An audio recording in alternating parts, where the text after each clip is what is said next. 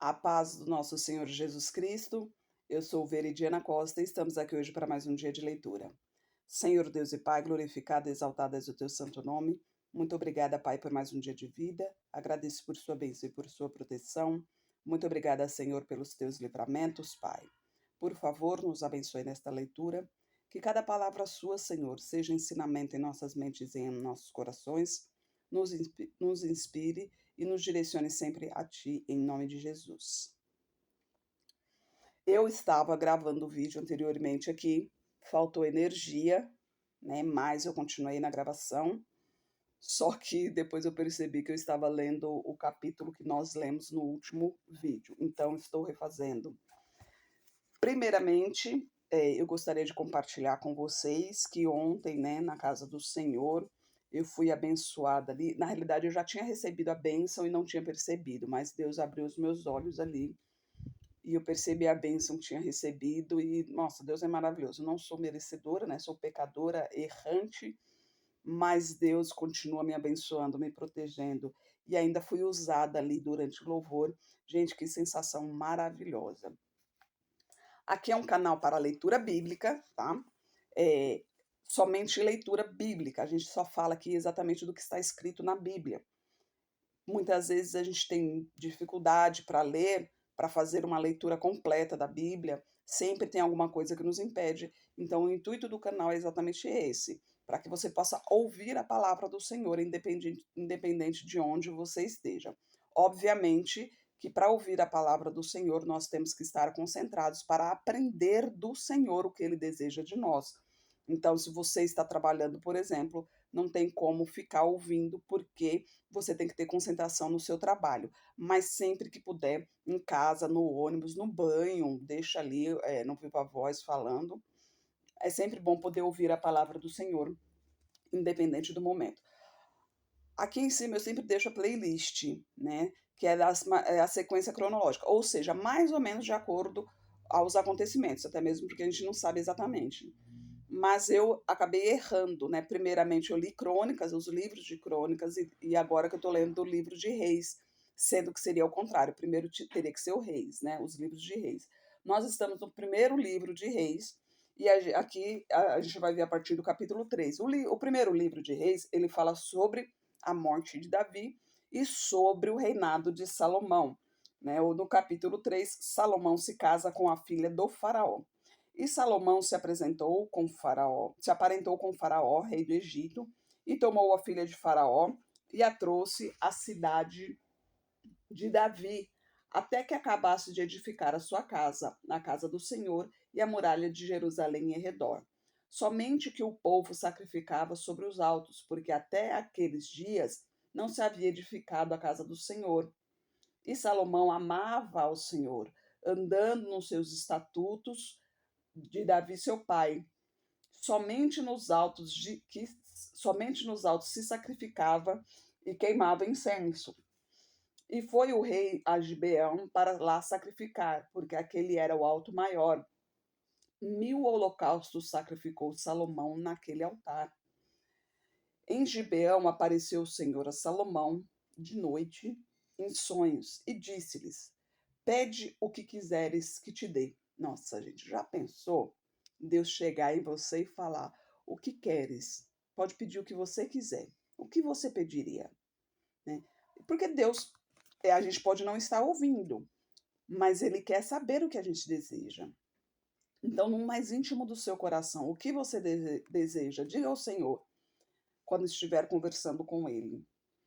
E disse Salomão: De grande beneficência usastes tu com o teu servo Davi, meu pai, como também ele andou contigo em verdade, em justiça e em retidão de coração perante a tua face, e guardaste-lhe esta grande beneficência, e lhe deste um filho que te assentasse no seu trono, como se vê neste dia. Agora, pois, ó Senhor, tu fizeste reinar a teu servo em lugar de Davi, meu pai, e sou apenas um menino pequeno, não sei como sair nem como entrar.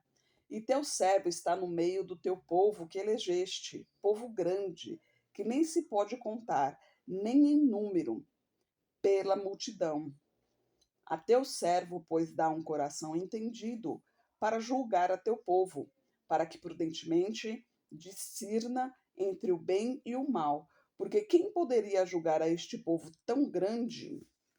Olha só, Salomão ainda era menino, né? Ele era uma criança, podemos dizer, né? Porque naquela época o reino ia para os meninos de 10, 12 anos, se fosse ali realmente a herança, né? Ele era coroado rei e os conselheiros ali o ajudavam. E Salomão, embora um menino muito sábio, porque ele poderia pedir muitas coisas para o Senhor, mas a humildade do seu coração e a ingenuidade de seu coração, ele pediu o quê? Sabedoria, para que pudesse assim guiar o povo de Deus, o povo que Deus escolheu para ser seu. E a gente continua no versículo 11. E disse-lhe Deus: Porquanto pediste isto, e não pediste para ti muitos dias, nem pediste para ti riquezas, nem pediste a vida de teus inimigos, mas pediste para ti entendimento, para discernires o que é justo, eis que fiz segundo as tuas palavras. Eis que te dei um coração tão sábio e entendido, que antes de ti isso não houve, e depois de ti igual não se levantará. E também até o que não pediste te dei, assim riquezas como glória, de modo que não haverá um igual entre os reis por todos os teus dias. E se andares nos meus caminhos, guardando os meus estatutos e os meus mandamentos, como andou Davi teu pai, também prolongarei os teus dias. E acordou Salomão e percebeu que era sonho. E indo a Jerusalém, pôs-se perante a arca da aliança do Senhor, sacrificou o holocausto, preparou sacrifícios pacíficos e fez um banquete a todos os teus servos. Então vieram duas mulheres prostitutas ao rei e se puseram perante ele. E disse uma das mulheres: Ah, senhor meu, eu e esta mulher moramos numa casa, e tive um filho morando com ela naquela casa. E sucedeu que ao terceiro dia, depois do meu parto, teve um filho também esta mulher. Estávamos juntas. Nenhum estranho estava conosco na casa, somente nós duas naquela casa. E de noite morreu o filho desta mulher, porquanto se deitara sobre ele. E levantou-se à meia-noite, tirou o meu filho do meu lado, enquanto dormia a tua serva, e o deitou no seu peito, e a seu filho morto deixou no meu seio. Olha só, ela aqui está, né, contando como foi a noite, como tudo aconteceu. As duas mulheres, né, moravam sozinhas com seus filhos, e uma, quando percebeu que o filho estava morto, ela trocou a criança, né, a viva pela a morta pela viva. E levantando-me eu pela manhã para dar de mamar a meu filho, eis que estava morto. Mas atentando pela manhã para ele, eis que não era meu filho que eu havia tido. Então disse a outra mulher: Não, mas o vivo é meu filho, e teu filho o morto. Porém, esta disse: Não, por certo, o morto é teu filho, e o meu filho o vivo. Assim falaram perante o rei.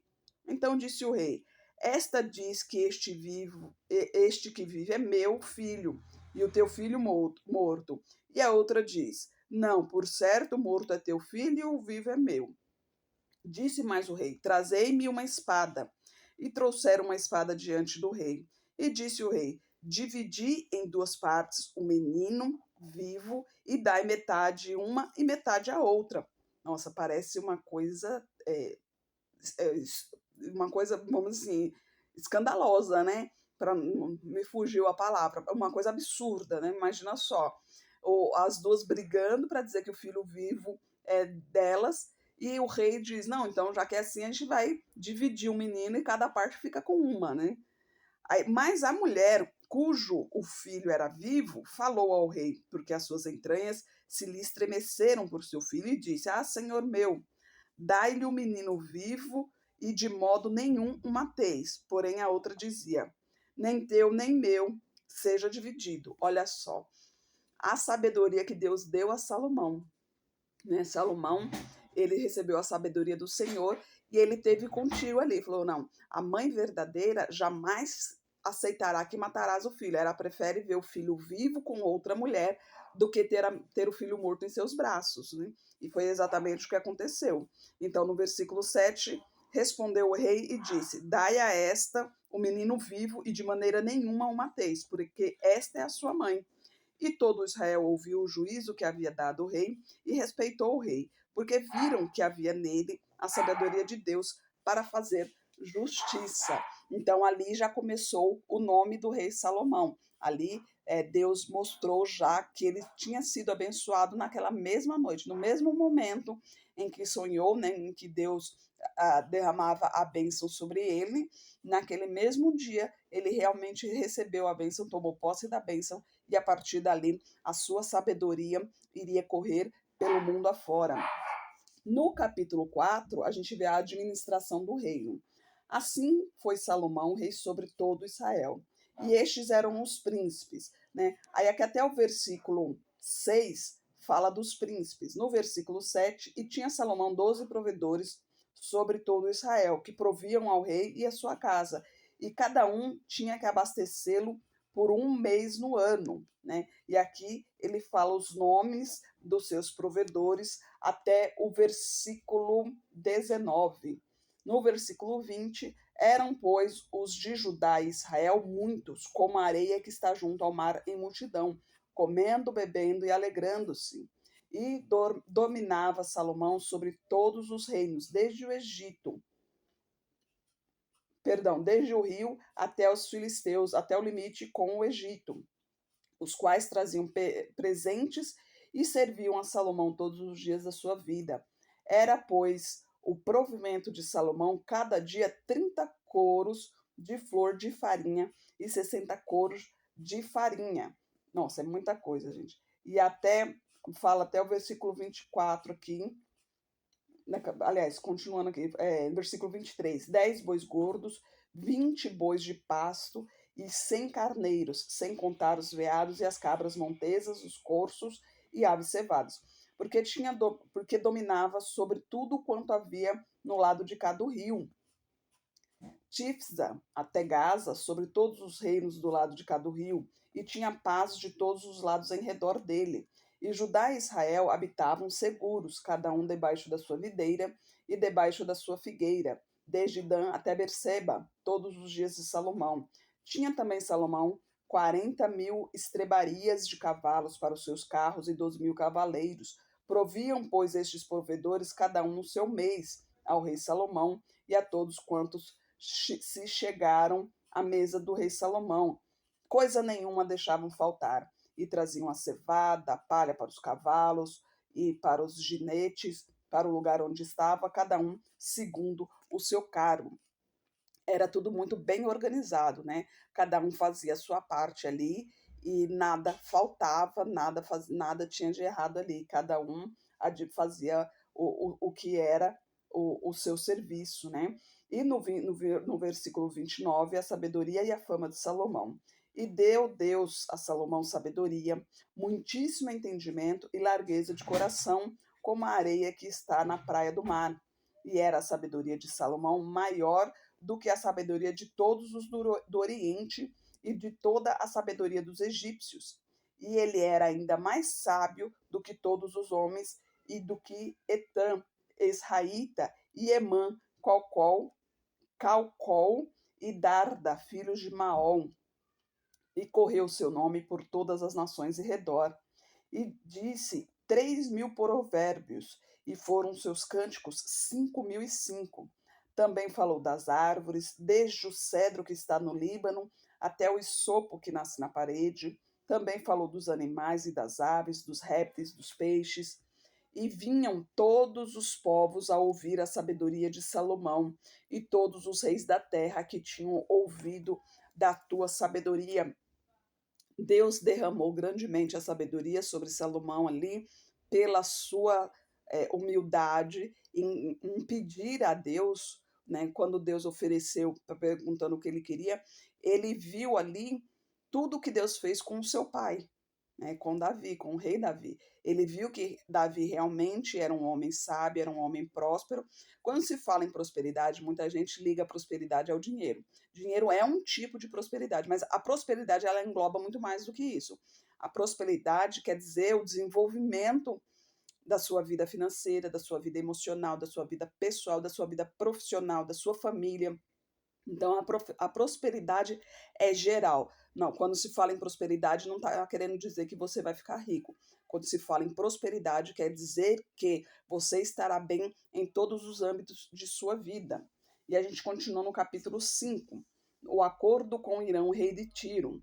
E enviou Irão, rei de Tiro, os seus servos a Salomão, porque ouviram que ungiram a Salomão rei em lugar de seu pai, porquanto Irão sempre tinha amado a Davi.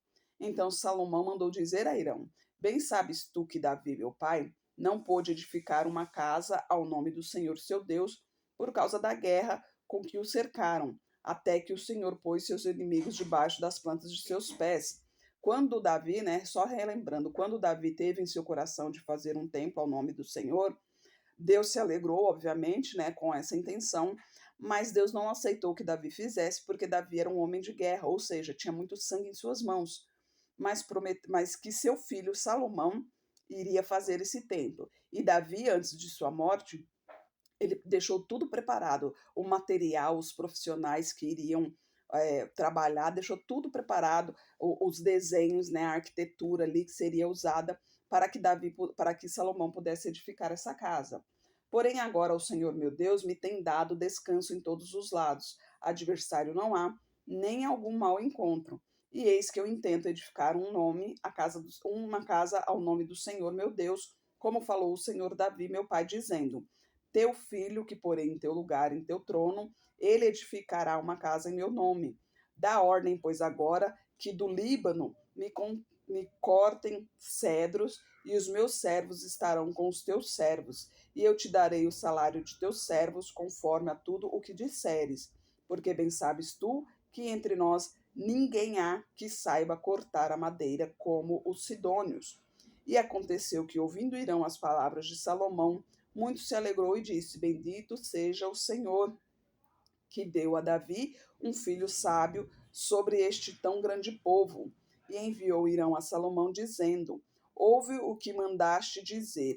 Eu farei toda a tua vontade acerca dos cedros e das fatias. Os meus servos as levarão desde o Líbano até ao mar, e eu as farei conduzir em jangadas pelo mar até o lugar que designares, e ali a desamarrarei, e tu as tomarás, e eu também farás a minha vontade, dando sustento à minha casa. Assim deu Irão a Salomão madeira de cedro e madeira de faia, conforme toda a sua vontade.